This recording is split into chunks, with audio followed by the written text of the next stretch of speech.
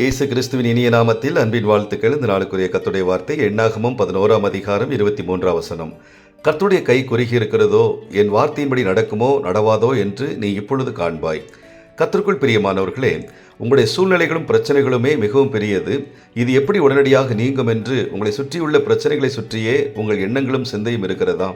இது எப்படி ஆகும், இது எப்படி நடக்கும் என்று உங்களை நீங்களே கேட்டுக்கொண்டிருக்கிறீர்களாம். உங்களை பார்த்துதான் கர்த்தர் சொல்லுகிறார், கர்த்தருடைய கை குறுகி இருக்கிறதோ என்று.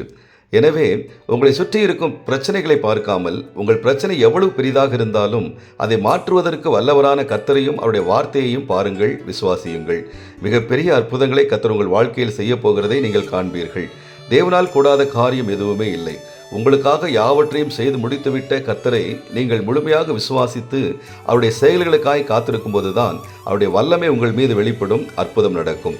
இந்த நாள் உங்களுக்கு ஆசீர்வாதமான நாளாயிருக்கும். ஆமேன்.